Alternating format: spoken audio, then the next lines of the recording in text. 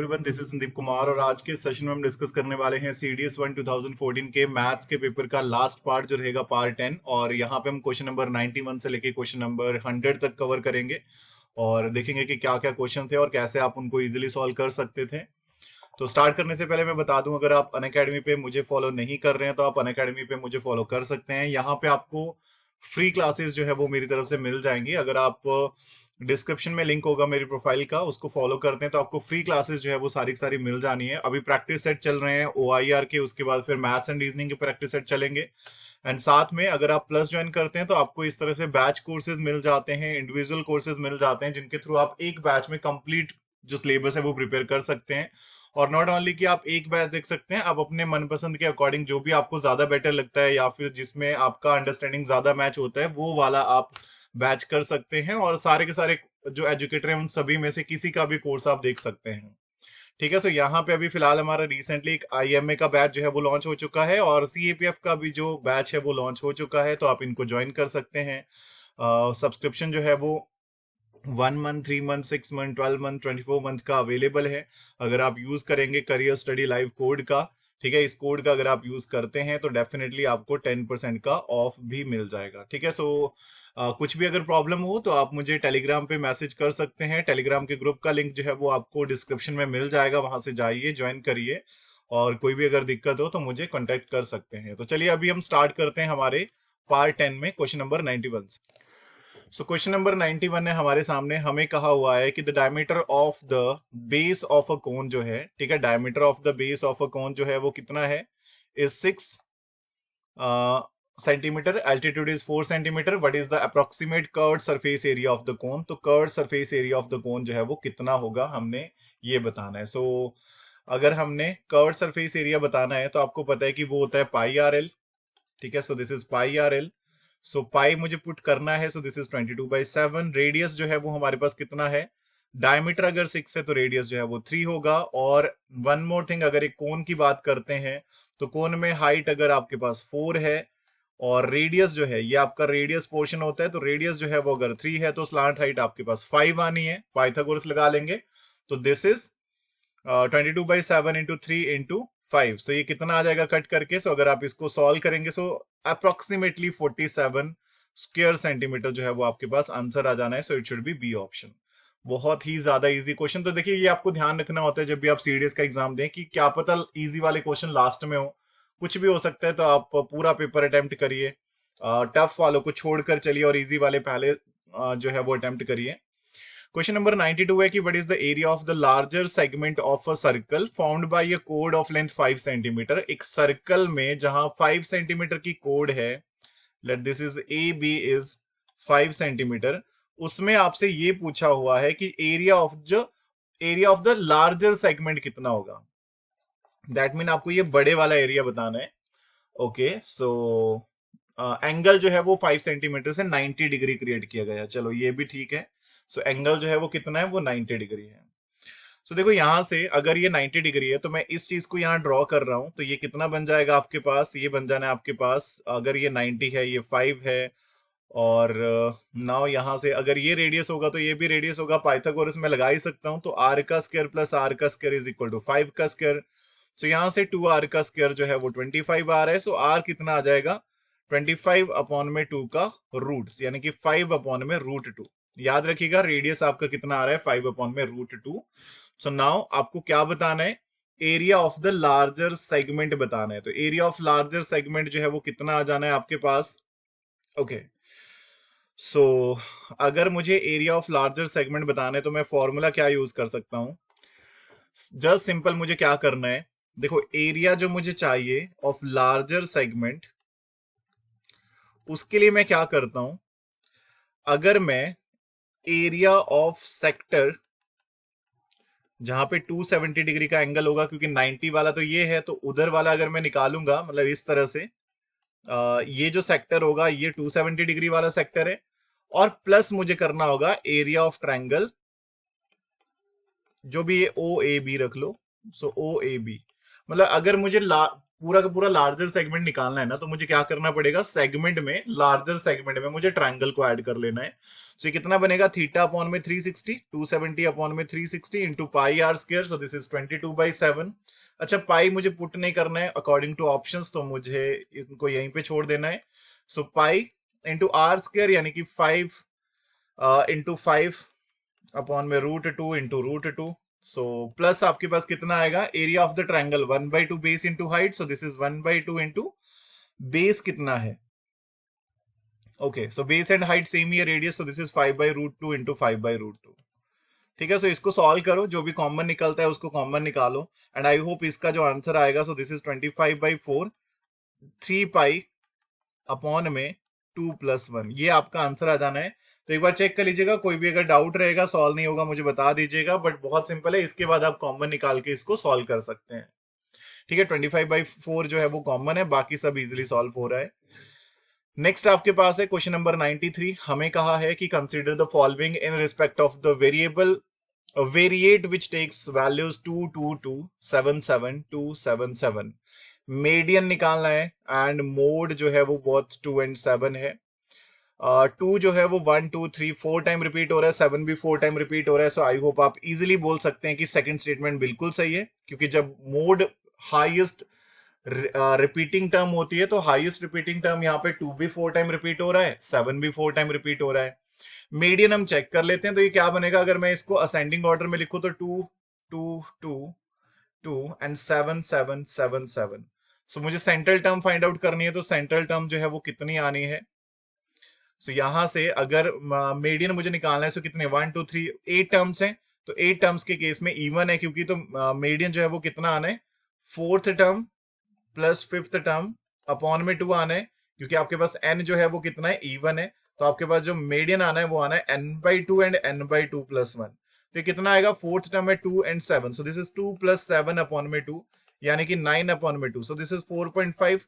अब हमें ये कहा हुआ है कि जो मीडियन है वो मीन के इक्वल है, तो मीन कितना आना है इनका, देखो अगर मैं मीन निकालूंगा तो मैं ऐड करूंगा सभी को, तो ये कितना बन जाएगा सभी को ऐड करके, 36 अपॉन में 8, सो वो भी कितना होता है 4.5, that mean mean is equal to median है। So answer C is correct, because both 1 and 2 जो है वो यहाँ पे सही है।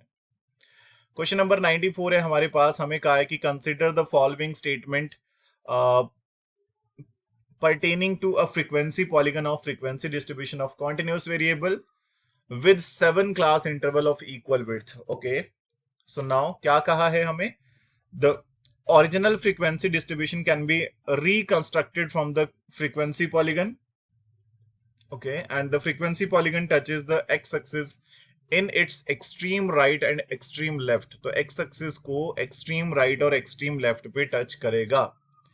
सो देखो फ्रीक्वेंसी पॉलीगन के बारे में बात हो रही है। सो आई होप आपको ये अच्छे से क्लियर होगा कि फ्रीक्वेंसी पॉलीगन होता क्या है। फ्रीक्वेंसी पॉलीगन जो है वो एक लाइन ग्राफ होता है, ठीक है, जिसको हम क्या करते हैं, जिसको हम मिड पॉइंट को ज्वाइन करते हैं। ठीक है, फ्रीक्वेंसी पॉलीगन में हम क्या करते हैं, हम जैसे मान लो अगर मैं ये कहूं कि हमारे पास जो भी बार ग्राफ बना है, ठीक है, बार ग्राफ अगर इस तरह से है, लेट ये हमारे पास बार ग्राफ है, इस तरह से ये कोई बार ग्राफ बन गया, तो फ्रीक्वेंसी पॉलीगन इनके सेंटर को मिला के बनता है। ठीक है, ये आपको बहुत अच्छे से क्लियर होना चाहिए, इनके सेंटर को मिलाते जाओ, सो this is the frequency polygon. और स्टार्ट ये बिल्कुल जहां से भी स्टार्ट होने वहां से स्टार्ट करते हैं, और एंड जो है वो बिल्कुल एंड पॉइंट पे हम खत्म कर देते हैं, मतलब ये एक्स एक्सिस पे ही रहता है। ठीक है, बिल्कुल जीरो से स्टार्ट करेंगे और लास्ट में हम बिल्कुल बॉटम लाइन पे आ जाते हैं।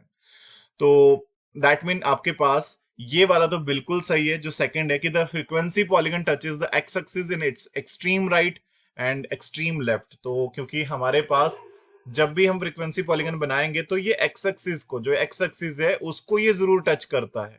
ठीक है, जो भी फ्रीक्वेंसी पॉलीगन बनेगा इस तरह से वो एक्स एक्सिस को राइट एंड लेफ्ट साइड को टच करता है। नाउ दिस जो पहली स्टेटमेंट थी कि the original frequency distribution can be reconstructed from the frequency polygon. Obvious सी बात है कि फ्रीक्वेंसी पॉलीगन से, मतलब हमें ये कहा है कि जो फ्रीक्वेंसी पॉलीगन है उससे हम ओरिजिनल फ्रीक्वेंसी डिस्ट्रीब्यूशन को रिकंस्ट्रक्ट कर सकते हैं। अब देखो अगर आपको ये पता लग गया, क्योंकि आपको पता है कि फ्रीक्वेंसी पॉलीगन में मिड पॉइंट्स हैं, अगर मान लो मैं ये कह रहा हूं कि यहाँ पे 55 है, एग्जाम्पल के तौर पे रख रहा हूं, जस्ट इतना ध्यान रखिएगा, अगर ये 55 है, ये 65 है, ये 75 है, ये 85 है, तो मुझे पता लग गया ना कि यहाँ पे ओरिजिनल फ्रीक्वेंसी डिस्ट्रीब्यूशन क्या होगा। ये होगा 50 टू 60, 60 टू 70, 70 टू 80, 80 टू 90, तभी तो ये मिड पॉइंट आएंगे ना इस तरह से। द पॉइंट इज, अगर मुझे वैल्यूज मिल रही हैं, मुझे मिड पॉइंट मिल रहे हैं, तो मैं उनके जो फ्रीक्वेंसी डिस्ट्रीब्यूशन है उनका लोअर एंड अपर लिमिट भी निकाल सकता हूं, तो ये भी बिल्कुल सही है। So this is again C option. तो आई होप ये भी क्लियर होना चाहिए। नेक्स्ट हमारे पास है क्वेश्चन नंबर 95। हमें कहा है कि the mean of the following distribution is 18। So what is the value of F, F की जो वैल्यू है वो कितनी आनी है। ओके चलिए, सो अगर मैं यहां से इसको सॉल्व करता हूं तो हम क्या कर सकते हैं। यहाँ पे क्लास इंटरवल हमें गिवन है, तो अगर हम मिड वैल्यू लिखते हैं, एक्स आई लिखते हैं, आई होप ये आपको पता होगा, this is f i x i. अगर मिड वैल्यू लिखते हैं तो ये कितना आएगा, this is 12, 14, 16, 18, then 20, then 22, then 24। अब देखो, कोई यहीं पे सॉल्व कर सकते हैं, कोई जो है वो अपने अकॉर्डिंगली इसको और सिंप्लीफाई कर सकते हैं। ठीक है, मान लो अगर मैंने डी आई मान लिया, अज्यूम्ड मीन मान लिया कि डी आई जो है वो 18 है, तो आपके पास यहाँ पे लेट ये कितनी वैल्यू आ जानी है। लेट हमने अज्यूम्ड मीन जो है वो कितना मान लिया, वो हमने 18 मान लिया, तो डी आई की कोई वैल्यू रख लो। So this is x i minus assumed mean. So ये कितना आएगा, माइनस का 6, माइनस का 4, माइनस का 2, 0, प्लस 2, प्लस 4, प्लस 6। और अगर यहां से अब मैं अभी इसको और शॉर्ट किया जा सकता है, बट अब मैं डायरेक्ट सॉल्व कर रहा हूं। सो अब अगर मैं एफ आई डी आई निकालता हूं तो ये कितना आना है, माइनस का 18, एंड देन 6 इंटू माइनस का 24, देन 9 से माइनस का 18, 13 से 0, this is 2f, and now this is 20, and 4 से 6, 24। ठीक है, 24 24 वैसे ही कट हो रहा है, उसके अलावा 20 है, माइनस का 18 है, तो प्लस का 2 बचेगा। So this is equal to 16 minus 16 plus 2f बचेगा, ये फाइनल वैल्यू। सो अब मीन क्या आएगा, मीन का फॉर्मूला क्या बनेगा, अज्यूम्ड मीन, जो भी हमने अज्यूम मीन मान रखा है उसके साथ ही सॉल्व होना है अब।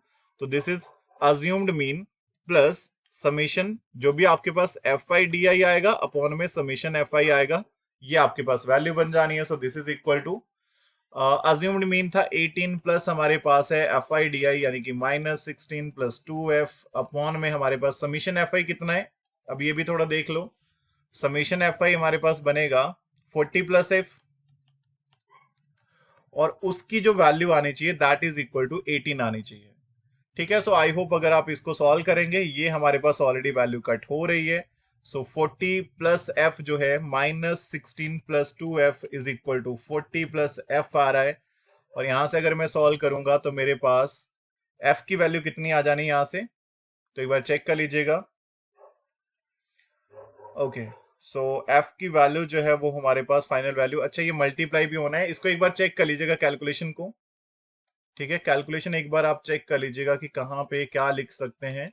और आई होप अगर आप अज्यूम्ड मीन नहीं प्रेफर करेंगे तो आप बिना अज्यूम्ड मीन के भी सॉल्व कर सकते हैं, जो भी आपको बेटर लगे जिस पॉइंट पे, तो उस हिसाब से आप सॉल्व कर सकते हैं। तो मैंने यहाँ पे 24 से 24 कट करा, 18 है, माइनस का 20 है, तो प्लस 2 बचेगा, एंड देन प्लस 2 से माइनस का 16 ये रह गया, और प्लस का 2f है, तो ये बिल्कुल सही था। सो दिस इज हमारे पास आ जाना है 18 plus summation F I D I minus 16 plus 2f ही था, ओके, अपॉन में 40 प्लस f था, एंड वो वैल्यू 18 ही आनी चाहिए थी। सो 18 से 18 तो कट हो ही जाना है, ये 0 के बराबर आ रहा है। ओके, सो एक्चुअली जब ये 0 आ रहा है तो दैट मीन मैं ये बोल सकता हूँ कि minus that imply minus 16 plus 2f is equal to upon में 40 plus f is equal to 0। So minus 16 plus 2f is equal to 0। So 2f is equal to 16, so f is equal to 8 आ जाना है, और value आपके पास आ जाएगी A option. तो एक बार check कर लीजिएगा 95 का ए। 96 हमारे पास है, हमें कहा है कि विच of the following item of information is a good example of statistical data. तो जो स्टैटिस्टिकल डाटा है उसका गुड एग्जांपल जो है वो कौन सा है। पहला है a table of logarithmics of number, तो ये तो बिल्कुल गलत है क्योंकि ये स्टैटिस्टिकल डाटा में नहीं गुड एग्जांपल में नहीं आएगा। और a list of names of 120 student of a class, names given है तो नेम्स अगेन जो है वो स्टैटिस्टिकल डाटा में नहीं आएगा, उसको अगेन हम स्टैटिस्टिकल डाटा में नहीं रख सकते हैं। लिस्ट ऑफ एनुअल इनकम, देखो स्टैट्स रिप्रेजेंट करता है नंबर्स को, तो जहां पे आपके पास एक वेल डिफाइंड नंबर्स आएंगे, अब नंबर तो लॉग में भी थे बट वो पॉइंट में ज्यादा वैल्यू रहेगी, so that is not a good example of statistical data. और दूसरे वाले में नेम्स हैं, तो ये वैसे ही स्टैट्स नहीं है, तो ये वैसे ही गलत हो जाएगा। थर्ड वाले में annual income of the members of a club है, तो एनुअल इनकम जो है वो एक good example of statistical data होगा, बिकॉज किसी की मान लो इनकम जो है वो 10,000 है, 20,000 है, 30,000 है, 50,000 है, इस तरह से। सो this is a good example of statistical data. Holiday list of the office of government, again holiday list जो है उसमें भी अगेन ये आएगा कि सो एंड सो डेट को हॉलीडे है, तो वो भी नेम्स हैं एक तरह से, तो ये अगेन गलत हो जाएगा। सो गुड एग्जांपल की बात हो रही थी, दैट इज सी ऑप्शन। 97 हमारे पास है कि the following table gives less than type frequency distribution of income. Okay, so what is the modal class, तो मॉडल क्लास जो है वो कितनी होनी है। सो क्या करेंगे यहाँ पे, अगर आप इसमें देखेंगे तो हमें कहा है this is the less than type data, तो अगर ये लेस देन टाइप डाटा है और नंबर ऑफ पर्सन है 100, 80, 70, 55, 32 एंड 12 है। चलिए, सो इनको हम कैसे रिप्रेजेंट कर सकते हैं, और ये नंबर ऑफ पर्सन जो है जिस तरह से रिप्रेजेंट करे हुए हैं, चलिए सो इनको हम पहले तो हम इनको रिप्रेजेंट करते हैं कि ये आपके पास कम्युलेटिव फ्रीक्वेंसी है नंबर ऑफ पर्सन के लिए, तो वो तो अगर मैं इसको टेबल के फॉर्म में लिखना चाहूं तो टेबल के फॉर्म में कैसे लिख सकता हूं, this is 0 to 250, then 250 to 500, then 500 to 750, 750 to 1000, then 1000 to 1250 and 1250 to 1500। Less than का मतलब, लेस देन टाइप डाटा का मतलब है कि जो वैल्यू गिवन है वो अपर लिमिट है, उससे लोअर ही रहनी है बाकी वैल्यूज। जैसे 250 तक है तो that mean 250 is the higher limit, तो जो ये 12 पीपल हैं ये 0 to 250 है, देन 500 अगर अपर लिमिट है दैट मीन 250 to 500 ये लोग हैं, तो इस तरह से। सो इसको अगर मैं लिखना चाहूं, और हमारे पास this is the cumulative frequency, तो मुझे अगर फ्रीक्वेंसी लिखनी है यहाँ पे तो 12 है गिवन है, यहां से कितनी आ जानी है 20, देन यहाँ पे कितनी आ जानी है 23, यहां से निकाल रहा हूं मैं 12 है, तो 32 कैसे बना प्लस 20 करके, फिर यहां से 32 से 55 प्लस 23 करके, फिर 55 से 70 प्लस 15 करके, देन 70 से 80 प्लस 10 करके, और 80 से 100 प्लस 20 करके, तो मैं वही लिख रहा हूं। एंड देन हमारे पास 12 हो गया, देन 20 हो गया, देन 23 हो गया, देन हमारे पास 10 हो गया, एंड देन हमारे पास 20, सॉरी एक 15 रह गया, 15 है, देन हमारे पास 10 है, एंड देन हमारे पास 20 है। तो ये हमारे पास कुछ डाटा जो है वो बन जाएगा। हमें पूछा हुआ है कि what is the modal class, तो मॉडल क्लास जो है वो कितना होना है ये हमने बताना है। सो आई होप आपको ये बहुत अच्छे से पता होगा कि मॉडल क्लास वो क्लास होती है जिसका जो रेपिटेशन है वो सबसे ज्यादा हो रहा है, जिसकी फ्रीक्वेंसी सबसे ज्यादा हो रही है, इसीलिए मैंने कम्युलेटिव फ्रीक्वेंसी को फ्रीक्वेंसी में चेंज करा। जिसकी फ्रीक्वेंसी हाईएस्ट है that is the modal class, तो यहाँ पे highest frequency is 23, so modal class is 500 to 750, तो आपका आंसर क्या आ जाएगा, it should be B option. Question number 98 है, हमें कहा है, ठीक है, क्वेश्चन नंबर 98 है, consider the following, the arithmetic mean of two unequal positive numbers is always greater than their geometric mean, and the geometric mean of two unequal positive number is always greater than their harmonic mean। Okay, so यहाँ पे दोनों सही है दोनों गलत है, या क्या सिचुएशन है, देखो सबसे पहले तो ये बात है कि आई होप आपको ये चीज बहुत अच्छे से क्लियर होगी कि नॉर्मली हमारे पास जो अरिथमेटिक मीन होता है वो greater than equal to geometric mean होता है, और वो greater than equal to harmonic mean होता है। मतलब ज्यादा से ज्यादा ये हो सकता है कि arithmetic mean is equal to geometric mean हो जाए, geometric mean is equal to harmonic mean हो जाए, अदरवाइज एट एनी केस, ठीक है, किसी भी सिचुएशन में arithmetic mean greater than equal to geometric mean होता है, जियोमेट्रिक मीन जो है वो greater than equal to harmonic mean होता है। तो दैट मीन या तो ये दोनों सही हो जाएंगे या तो ये दोनों गलत हो जाएंगे। हमें क्या कहा है कि arithmetic mean of two unequal positive number, अब अगर इक्वल नंबर होते हैं ना, जैसे अगर मैं बात करता हूं, अगर मान लो मैं 1 1 की बात करता हूं तो 1, या फिर चलो मैंने 1 और चलो 1 1 की बात करता हूं, तो यहाँ पे मेरे पास अरिथमेटिक मीन कितना आ जाएगा, 1 1 पे बेस्ट एग्जांपल नहीं होगा, अगर मैं इसको ऐसे रख लेता हूं क्योंकि मुझे रूट भी निकालना है। वैसे एग्जाम्पल के तौर पे बहुत सारी वैल्यूज बन जाएंगी, एग्जाम्पल के थ्रू जाना थोड़ा बेटर नहीं होगा यहाँ पे। तो एक तो चीज आप ये समझ लो कि ये सिचुएशन है, और वो इक्वल जब आपके पास नंबर्स होंगे तब ये पॉसिबिलिटी होती है, तो अनइक्वल में तो हमेशा, और अनइक्वल के केस में ये हमेशा होता है कि arithmetic mean is greater than geometric mean, and geometric mean is greater than harmonic mean. So ये तो दोनों ही सही है। अब अगर इसको प्रूफ करने पे आना है कि हम इसको प्रूफ कैसे करेंगे, मतलब अगर हमने इसको प्रूफ करना है तो हम क्या कर सकते हैं। आई होप आपको ये पता होगा। Arithmetic mean is, if we have two numbers a and b, तो arithmetic mean is a plus b by two and geometric mean is under root of A B. ठीक है, ऐसा ही हो सकता है।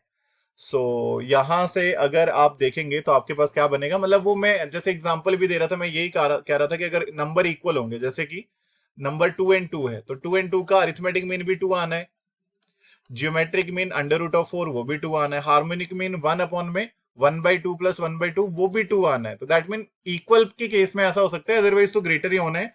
आंसर सी लग जाएगा इसलिए। अब दूसरी चीज आप क्या कर सकते हैं, आप ये देखो, अगर arithmetic mean greater than geometric mean होगा तो that mean arithmetic mean minus geometric mean जो है वो ग्रेटर देन 0 आना चाहिए ना, पॉजिटिव वैल्यू आनी चाहिए।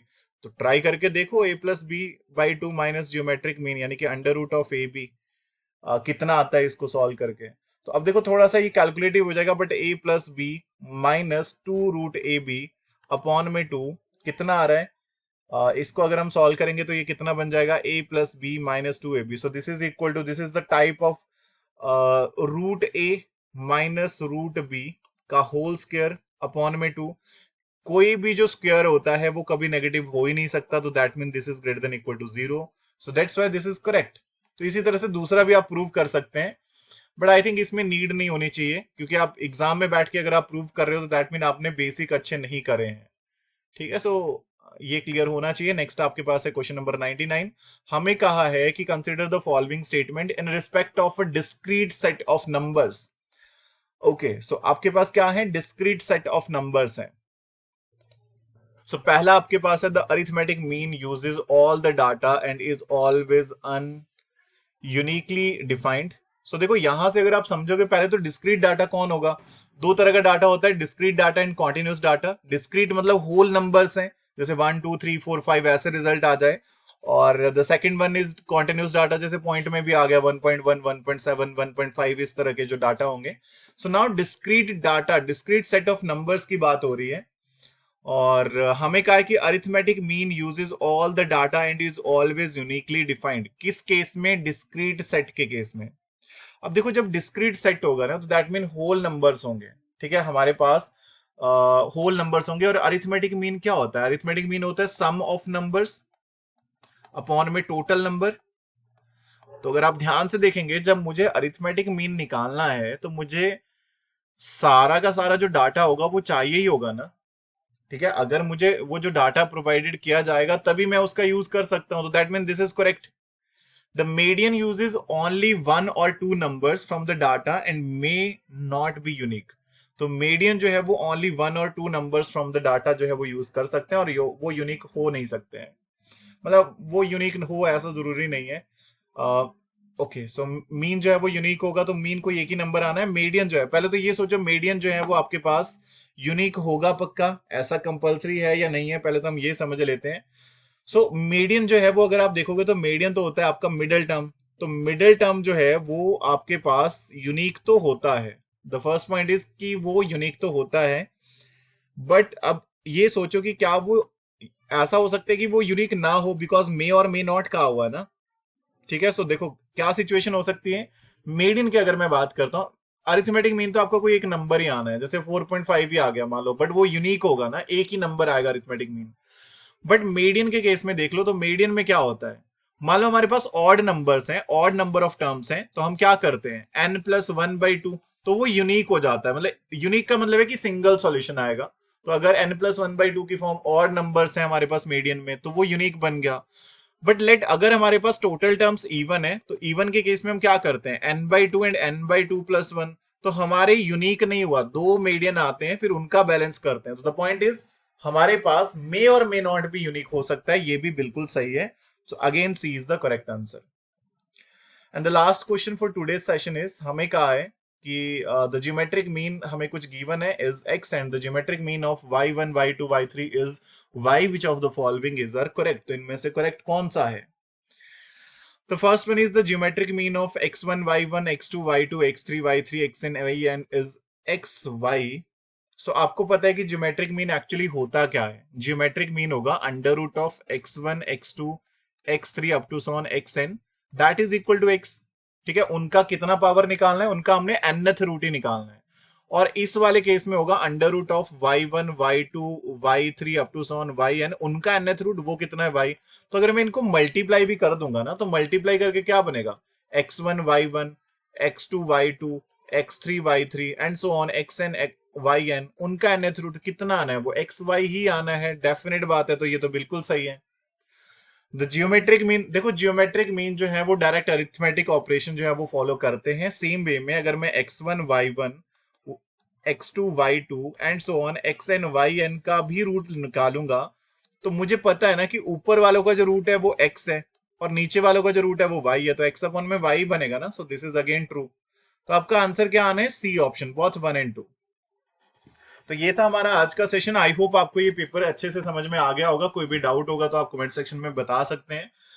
कल से स्टार्ट करते हैं नया पेपर, 2014 का सेकंड पेपर। तो फिलहाल जो भी आपको जो भी सेशन देख रहे होंगे सभी को मेरी तरफ से थैंक यू, एंड शेयर करिएगा सेशन को, सब्सक्राइब करिए चैनल को, सो दैट आपको इस तरह से नोटिफिकेशन मिलती रहे। तो सभी को फिलहाल मेरी तरफ से thank you. So stay safe, keep preparing, have a nice evening and जय हिंद।